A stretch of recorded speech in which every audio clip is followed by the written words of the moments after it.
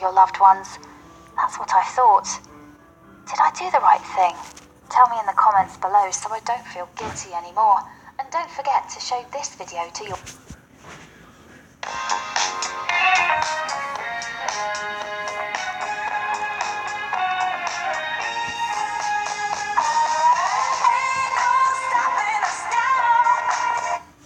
Hello, my name is Anthony, and I'm the father of 2 boys. Or so I thought. Like any father out there, I had a good job, a beautiful wife, and a lovely home. But it all came crashing down the moment I started to suspect that my children were not really mine. My story began when I met my wife, Tiffany. We were in love, and like any couple, we decided to get married after 2 years of dating. I was so happy to marry her, but after a while, my responsibilities were much more serious. Taking care of a household was not that easy. I was the only financial provider, and I had to work for late hours every day, in hopes that we'll be ready to start a family. Despite planning to have kids after at least 3 years of marriage, my wife got pregnant quickly, and we had our first child after 9 months. And before I knew it, our second child was on the way. Even though having kids was not easy, I enjoyed every bit of it. I promised myself to raise them the best way I can, and I did. I got them into the best schools, I took them to trips every Sunday, and I watched every single soccer practice. Time went by fast. Before I knew it, my children were teenagers, and that was the time where everything was taking a drastic turn. As I saw them growing up, I was noticing something very weird about my kids. They were tall, like really tall, which wouldn't have been that shocking if my wife and I were tall, or even had a normal height, but we were so far from that. My wife and I were short people, and we always joked about it. Each time we looked at our kids, we had to raise our head up. We were like midgets next to them. On top of that, every time we went out, people were surprised to see how tall our kids turned out to be, and they always jokingly asked what were we feeding them. Usually we just laughed about how ironic it was for 2 little people like us to have the tallest children in town, especially my best friend Fred, who always joked about how I should get a DNA test to make sure they were actually my kids. One time I was out with my family having dinner, and once again someone from the restaurant commented on how funny it seems that our kids are much taller than we were. We laughed as usual, and then I was reminded about the DNA test. While laughing, I told Tiffany that Fred has always been nagging me about making a DNA test to make sure these kids were mine. While I thought it was funny, it did not seem so to my wife. In fact, the color of her face changed, and she suddenly became very angry. She then asked whether I was going to do it. To ease up the situation, I tried to make another joke just to tease her, and said that maybe if that's what it takes for Fred to stop nagging, I will. What happened next was the thing I was least expecting. Tiffany got up and screamed, "You are the worst husband ever. How dare you allow someone like Fred to make such accusations?" Tiffany went on, screaming and shouting, and nothing seemed to calm her down at the moment. After she was done, she took the kids, took off, and left me at the restaurant by myself. I was shocked, to say the least. Tiffany was not the kind of person who has a short temper, and this was the first time I saw her that mad. I paid the bill, took a cab home, and when I got there, I asked her if we could talk. Tiffany said that the only way she was going to forgive me for this is for me to stop seeing Fred. She said that he's a bad friend and that he was trying to wreck our family, and I had to choose between her or Fred. I was stunned by her request, but to get Tiffany to calm down, I agreed to stop seeing Fred. However, that was the night where I could feel that something was very wrong, and there was no way I could let it go. The next day I met up with Fred first thing in the morning and told him all about what happened last night. I then gave him a plastic bag which contained hair for my sons. I then asked him to run a DNA test for me as soon as possible. Fred, of course, was happy to do it and said he would help me in every step of the way. Meanwhile, I had to wait. Part of me felt guilty for doing this behind my wife's back. She specifically asked me not to talk to Fred about the DNA test. But in reality, her reaction made me doubt everything between us to the point I couldn't imagine myself living without knowing the truth. However, another part of me did not want to know the truth in case it was what I feared. I could simply go on with my life without changing a thing and I would be just fine. A while after, I got a call from Fred and said that we have to meet up.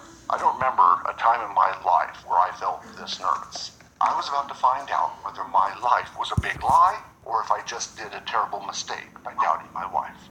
I went to see Fred at his place, and as soon as I came in, I wanted to know what the results said. Fred looked at me with sad eyes and asked me to sit down. He explained that the results were negative, and there was no DNA match, meaning that my children were not really mine. I can't explain the thoughts that were running through my head at that moment. I was in complete shock, and without thinking, I told Fred that I had to leave. I was driving back home to my family. As my life was passing in front of my eyes, I thought about all the things that I was going to tell Tiffany and how I will confront her in the harshest way. When I got home, I entered the house and my family was sitting in the kitchen having lunch. Tiffany came to see who came in, and she was surprised to see me at this time. She quickly came up to me, gave me a kiss, and said, "You have to stay home, honey. Come have lunch with us. The kids will be delighted to see you." Out of all the things I was planning to say when I got home, I couldn't utter a word. Instead, I just nodded and said, "Okay," as if nothing had happened. I had lunch with the kids, trying to hold on to every moment I had left with them. I decided to wait before I confront my wife. Yet, a few days passed, and I was still unable to talk to her about it. The truth was that I was not ready to give up the life I have with my family. I thought I would just postpone it. Even though I tried to hide everything, my wife couldn't help but notice that something was off, and no matter how much she asked, I couldn't tell her. Also, I started to suspect everything she did. Each time she left the house, I wondered where she was heading. Basically, I couldn't believe anything she said anymore. One day, I was alone in my bedroom thinking about the mess I was in when I heard a knock at the door. It was the boys. They came in and they were standing there smiling at me. I asked them what's up, and one of the boys took out something he was hiding behind his back. It was a card. He explained that he and his brother prepared it for me for Father's Day, which I totally forgot about. I opened the card and it said, "Best dad in the world, we love you so much." And they gave me a hug. At that moment, I hugged my kids like I never did before. I held them so tight, like it was the last hug, and I was hardly keeping myself from crying. But as soon as they left the room, I burst into tears. I cried in a way I never did in my life. I was extremely hurting and didn't know what to do, when suddenly my wife came in and said, "What is wrong, Anthony?" And that was the moment I had to confront her about everything. Stay tuned for part 2.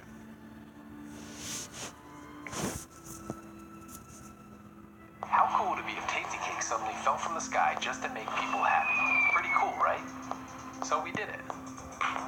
Tasty Cake, make happy happen. Hi, I'm Jenna, and I'm going to tell you how I screwed up my life over a boy, so you don't make the same mistake as me. It all started a couple months ago when I met Matt. Matt was the new guy at school. He started midterm.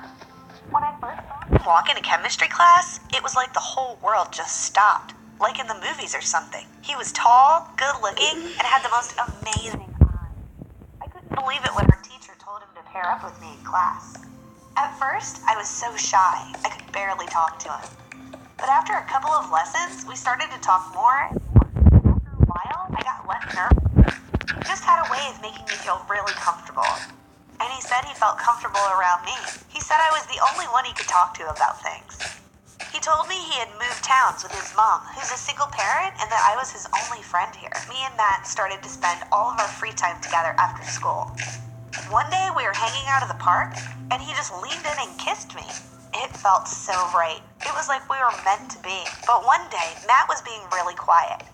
I asked him what was wrong, and he told me he had found out that he and his mom might be moving again. She was struggling to pay the rent on their house, and they might have to move away to another town. That would mean that he couldn't see me anymore. I didn't know what to say. I had just met the love of my life, and then I find out that I might lose him. I had to do something. And then I had an idea of what I could do. My mom and dad are pretty bad at using computers. Sometimes dad would ask me for help with his online banking. I even knew where he wrote down the password he used to log in. So one night when they were in bed, I went on and looked at their account. They had some money in a savings account they said was my university fund. But I didn't even know if I wanted to go to university. And besides, that wasn't important. What was important was Matt. So I moved the savings from their account to mine.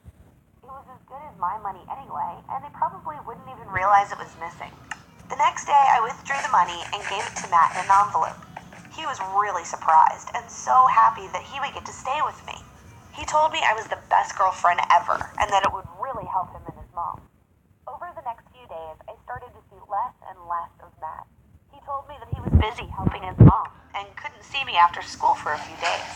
I asked him if something was wrong, and he told me that there wasn't, that it was all in my head. But then something really bad happened. I came home one night to find Mom sitting on the sofa, crying. Mom and Dad were planning to buy a new washing machine. They wanted to use some money from the savings account, but they were shocked to see that their card got rejected. Dad was so angry.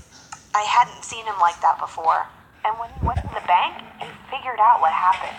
It felt so awful to see Mom cry. They told me that the money in that account wasn't just my university fund.